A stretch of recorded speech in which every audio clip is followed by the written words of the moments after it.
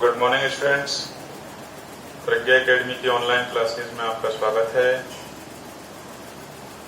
हम पढ़ रहे थे प्रकाश में हमने उत्तल दर्पण से प्रतिबिंब निर्माण देख लिया था। ठीक है, उत्तल दर्पण से प्रतिबिंब निर्माण दो स्थितियों में देखा था, जब वस्तु अनंत पर हो और दूसरा जब वस्तु अनंत के अतिरिक्त अन्य किसी स्थान पर हो। तो उत्तल दर्पण से बनने वाले प्रतिबिंब में हमने देखा था स्टूडेंट्स कि उत्तल दर्पण से जो प्रतिबिंब बनता है वह आभासी होता है।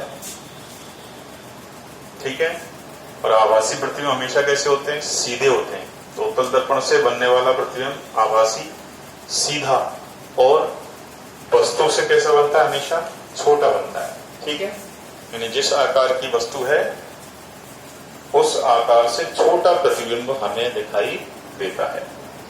अब बात करते हैं हम किसकी? अवतल और उत्तल दर्पण के उपयोग। तो अपन सबसे पहले देखेंगे इसमें अवतल दर्पण के उपयोग।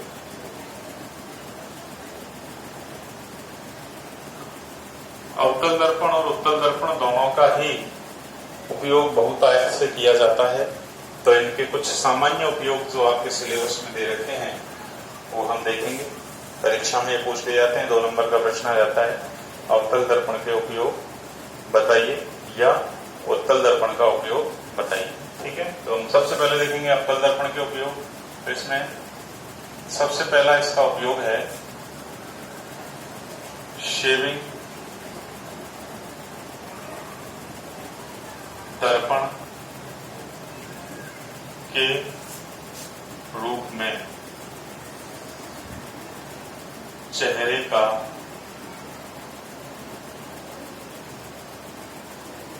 बड़ा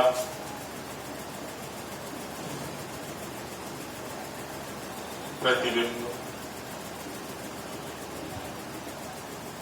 देखने के लिए।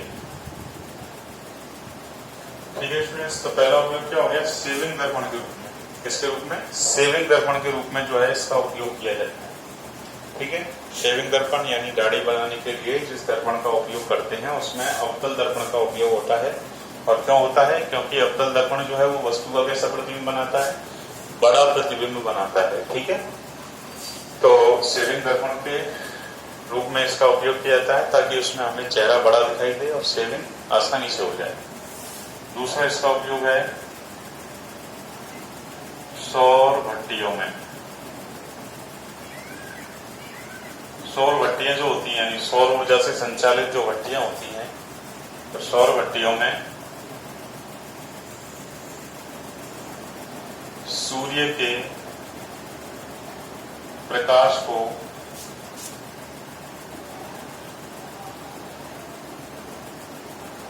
केंद्रित करने के लिए। ठीक है, सौर भट्टी जो होती हैं उनमें क्योंकि ये क्या करता है, अब परावर्तन के बाद प्रकाश किरणों को पास पास ला देता है, इकट्ठा कर देता है, इसलिए सौर भट्टियों में क्या लगाए जाते हैं?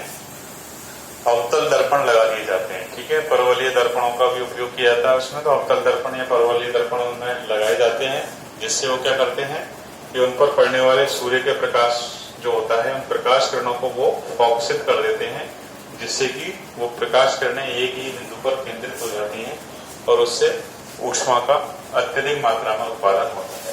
ठीक है स्टूडेंट्स, तीसरा उपयोग हम देख सकते हैं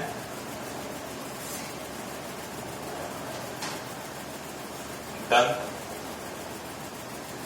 चिकित्सक द्वारा। साथ के साथ आप लिखते जाएंगे, दंत चिकित्सक द्वारा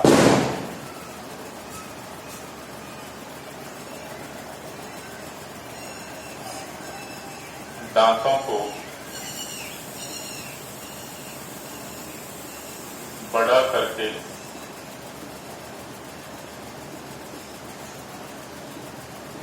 देखने में, दंत चिकित्सक द्वारा दांतों को बड़ा करके देखने में इसका उपयोग किया जाता है। और चौथा इसका उपयोग है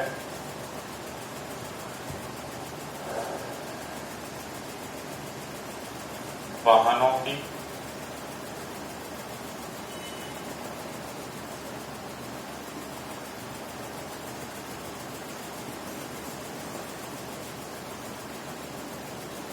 हेडलाइट में,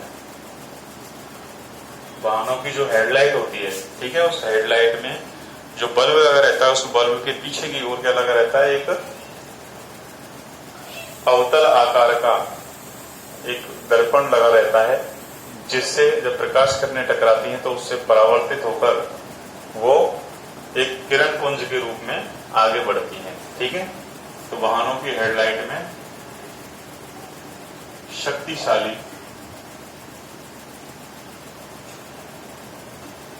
किरण पुंज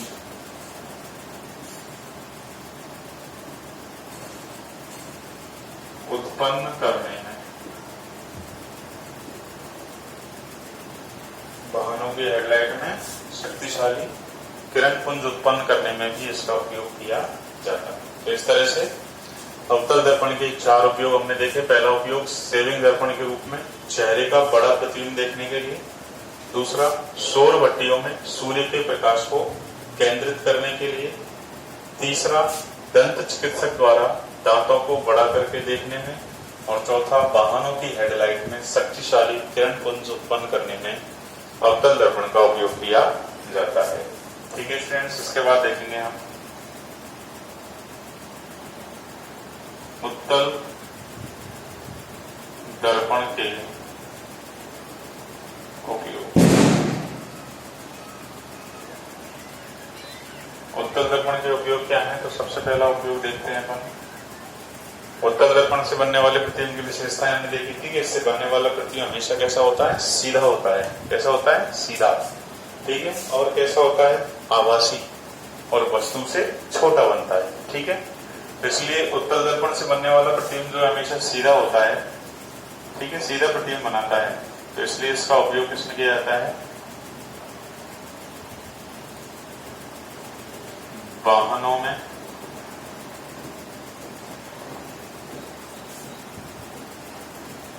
पश्च दृश्य को देखने के लिए, वाहनों में किसको, पश्च दृश्य, यानी पीछे से आने वाले जो वाहन हैं। आपने देखा होगा कि ड्राइवर के बगल में एक शीशा लगा रहता है, ठीक है, साइड शीशा जिसे बोलते हैं, साइड मिरर बोलते हैं उसको। तो वो जो मिरर है, वो जो दर्पण है, वो कौन सा है, उत्तल दर्पण है। ठीक है, और वो उत्तल दर्पण जो है वो क्यों लगाया जाता है, पीछे से आने वाले वाहनों को देखने के लिए, पीछे से कौन सा वाहन आ रहा है। ठीक है, तो पीछे से आने वाले वाहनों का दृश्य देखने के लिए ड्राइवर के बगल में जो शीशा लगाया जाता है, साइड मिरर लगाया जाता है, वो कौन सा है, उत्तल दर्पण है। तो वाहनों में पश्च दृश्य को देखने के लिए इसका उपयोग किया जाता है। ठीक है, और दूसरा इसका कारण, दूसरा उपयोग है, आजकल जो है एटीएम जो होते हैं, तो एटीएम मशीनों में, एटीएम मशीनों में भी इसका उपयोग किया जाता है। एटीएम मशीनों में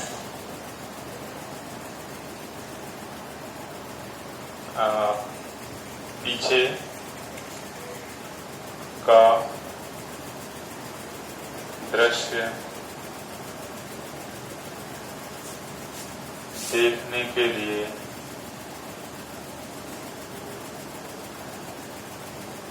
सुरक्षा की दृष्टि से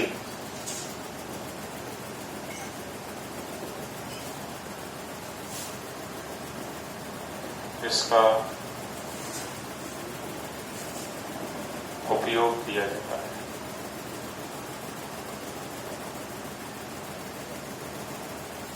ठीक है, एटीएम मशीनों में, एटीएम मशीन जो होती है उसमें बगल में एक उत्तल दर्पण लगा रहता है। ठीक है, ये सुरक्षा की दृष्टि से लगाया जाता है। मान लीजिए आप एटीएम से पैसा निकाल रहे हैं, ठीक है, पिन नंबर वगैरह जो गोपनीय होते हैं उनको जब आप उस पर प्रेस कर रहे हो, उस बटन दबा रहे हो, तो ऐसी स्थिति में पीछे वाला व्यक्ति कहीं आपके पिन नंबर वगैरह या गोपनीय चीज जो है उनको ना देखे। तो इसलिए पीछे वाले व्यक्ति पर निगाह रखने के लिए, ठीक है, क्योंकि जो व्यक्ति उपयोग कर रहा है वो क्या कर सकता है, उस दर्पण में देखकर कहीं पीछे वाला व्यक्ति देख तो नहीं रहा, तो इन चीजों को देखकर वो उस पर निगाह रख सकता है कि कहीं ये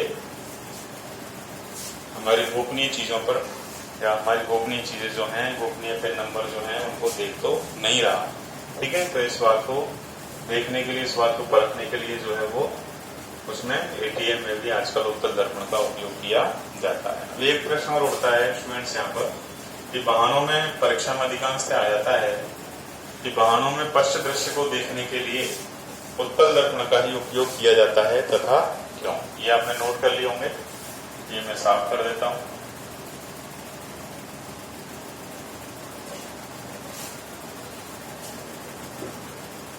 प्रश्न क्या आता है कि वाहनों में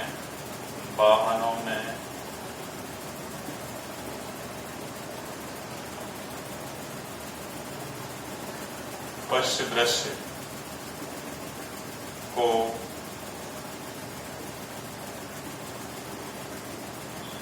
देखने के लिए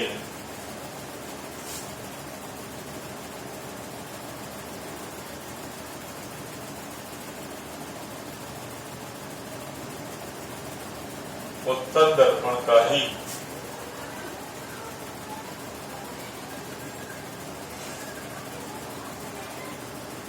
उपयोग किया जाता है।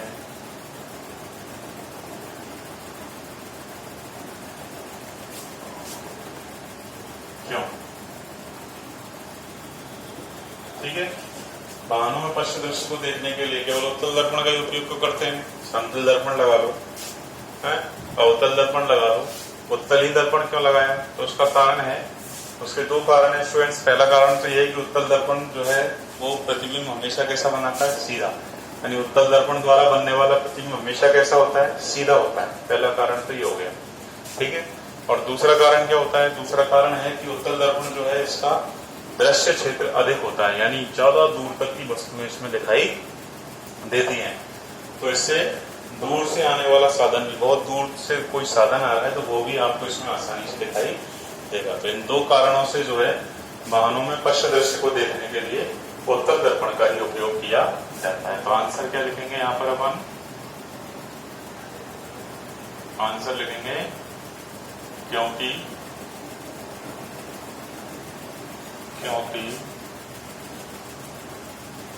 उत्तल दर्पण हमेशा वस्तु का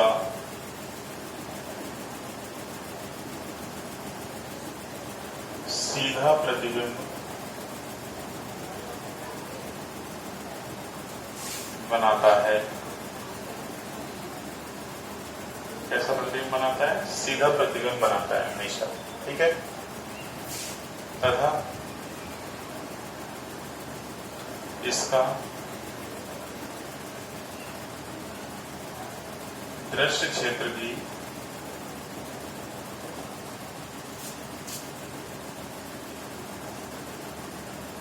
अधिक होता है। अतः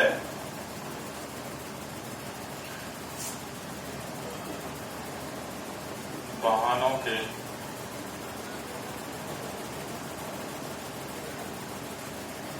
पश्च दृश्य को देखने के लिए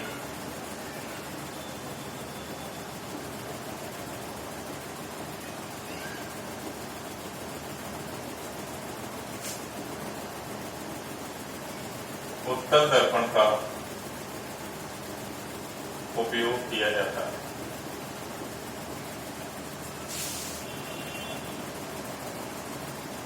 क्लियर स्टूडेंट्स?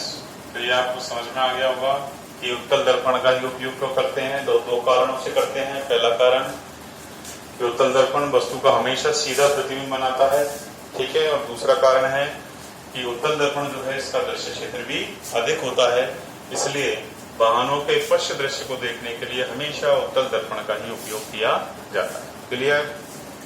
इसके बाद हम आगे बढ़ेंगे इसमें।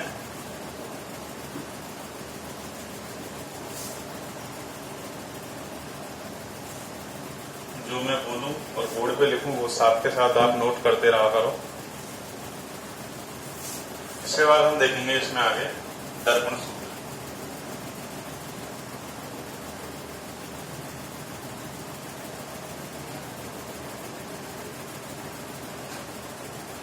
दर्पण सूत्र क्या होता है? दर्पण सूत्र किसे कहते हैं? तो देखिए दर्पण सूत्र क्या है, तो इसको पहले जैसे हम परिभाषित करें तो दर्पण की या हम कहते हैं गोलीय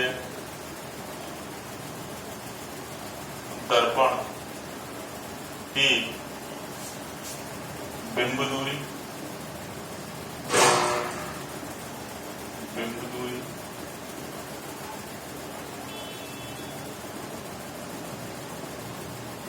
प्रतिबिंब दूरी एवं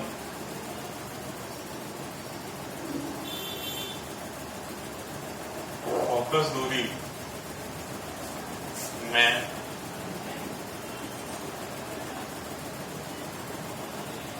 संबंध बताने वाला सूत्र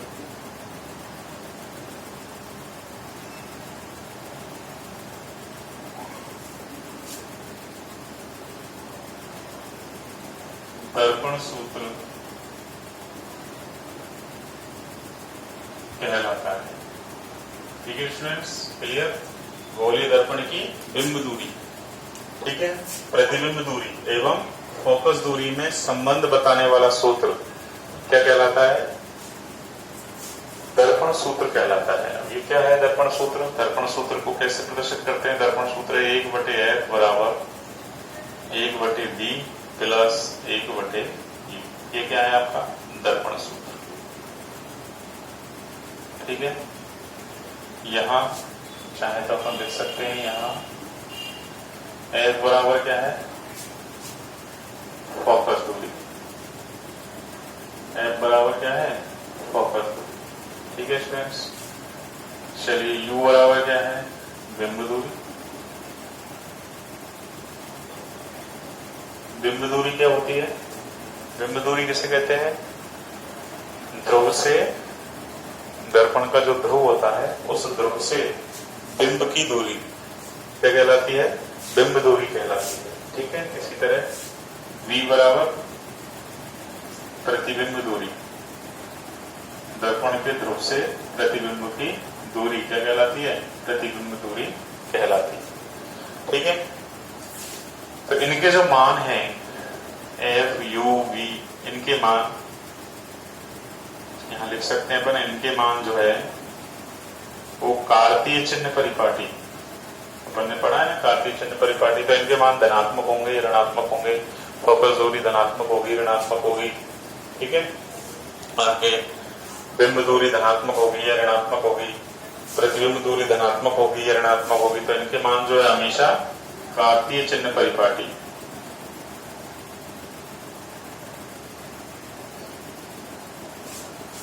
के अनुसार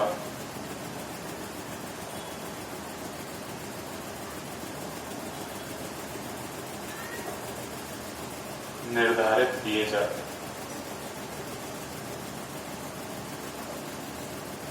ठीक है फ्रेंड्स। तो इनके मान हमेशा किससे? कार्तीय चिन्ह परिपाटी के अनुसार निर्धारित किए जाते हैं। तो ये आपके दर्पण सूत्र हो गया। इसके बाद नेक्स्ट जो टॉपिक है इसमें वो है आपका आंकिक प्रश्न। जितने भी हैं आपके वो इस दर्पण सूत्र से ही हल किए जाते हैं, ठीक है। तो दर्पण सूत्र को आपको हमेशा ध्यान रखना है। 1/f बराबर 1/b प्लस 1/u। f क्या है यहाँ पर? f है फोकस दूरी, ठीक है। v क्या है? b है प्रतिबिंब दूरी। और u क्या है? u है आपकी बिंब दूरी। तो इन चीजों के आपको एक चीज भी ध्यान रखनी है कि इनके जो मान हैं वो हमेशा किससे निर्धारित किए जाते हैं? वो हमेशा कार्तीय चिन्ह परिपाटी के अनुसार जो है वो निर्धारित किए जाते हैं।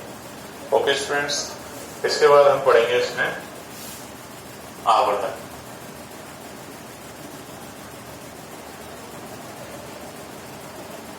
आवर्धनता आवर्धनता। आवर्धनता क्या होती है?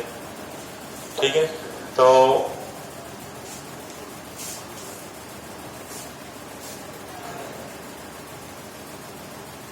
कोई दर्पण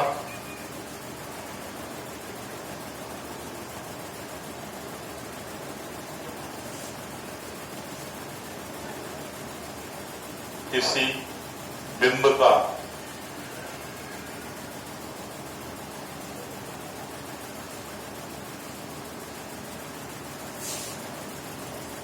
या हम ये भी लिख सकते हैं किसी दर्पण द्वारा, इसकी परिभाषा लिखेंगे अपन आवर्धन की, तो क्या लिखेंगे? आवर्धनता की किसी दर्पण द्वारा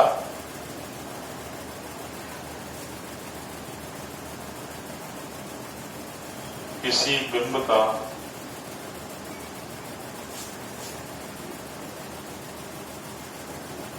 जितना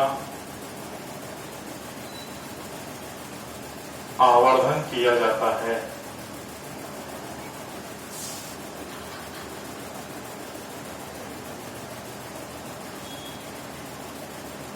वह उस दर्पण की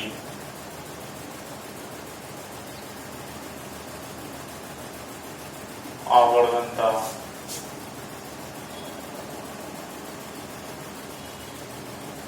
ठीक है। यानी कोई भी दर्पण किसी वस्तु का जितना बड़ा या छोटा, आवर्धन में दोनों चीजें आती है, जितना बड़ा या छोटा, ठीक है। प्रतिबिंब बड़ा भी बन सकता है और छोटा भी बन सकता है, दोनों ही प्रकार के दर्पणों से। तो कोई भी दर्पण किसी वस्तु का जितना आवर्धन करता है वह उस दर्पण की क्या कहलाती है? आवर्धनता कहलाती है, ठीक है। अब आवर्धन क्या होता है स्टूडेंट्स? आवर्धन क्या है? तो किसी दर्पण से बनने वाले प्रतिबिंब की ऊंचाई, प्रतिबिंब की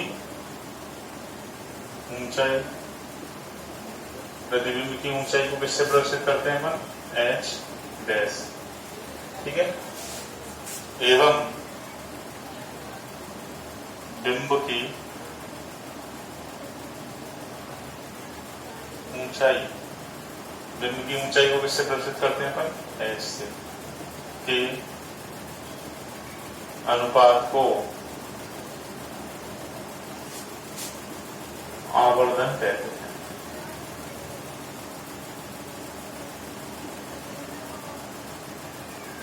ठीक है। इसे m द्वारा, किसके द्वारा? इसे m द्वारा प्रदर्शित किया जाता है।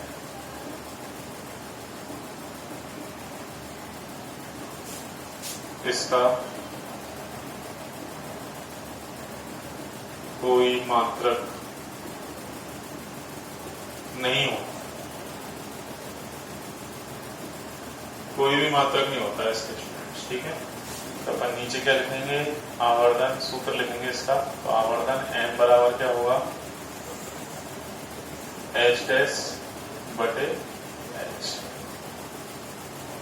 ये आवर्धन के लिए सूत्र आ गया, ठीक है। अब यदि आपको मान लीजिए बिंब की ऊंचाई और प्रतिबिंब की ऊंचाई नहीं दे रखी है और आपको बिंब दूरी और प्रतिबिंब दूरी दे रखी है, तो इस स्थिति में भी अपन आवर्धन ज्ञात कर सकते हैं। या m बराबर क्या हो सकता है? माइनस b बटे u। तो ये भी अपने पास क्या है? आवर्धन के लिए सूत्र है। ओके स्टूडेंट्स, तो ये हो गया आपका आवर्धन। तो इस प्रकार जो है आपके चैप्टर नंबर 9 जो है इसका आधा पार्ट कौन सा? परावर्तन, ठीक है। प्रकाश की कौन सी परिघटना पढ़ रहे थे अपन? परावर्तन पढ़ रहे थे। तो ये परावर्तन वाला जो आधा पार्ट है ये आपका कंप्लीट होता है, ठीक है। नेक्स्ट लेक्चर में हम, नेक्स्ट क्लास में जो है हम पढ़ेंगे आपका अपवर्तन, ठीक है। तो अपन कल से शुरू करेंगे स्टूडेंट्स अपवर्तन। इससे आधे चैप्टर में आज यदि आपको कोई प्रॉब्लम हो तो आप संपर्क कर सकते हैं। आज के लिए इतना ही, थैंक्स।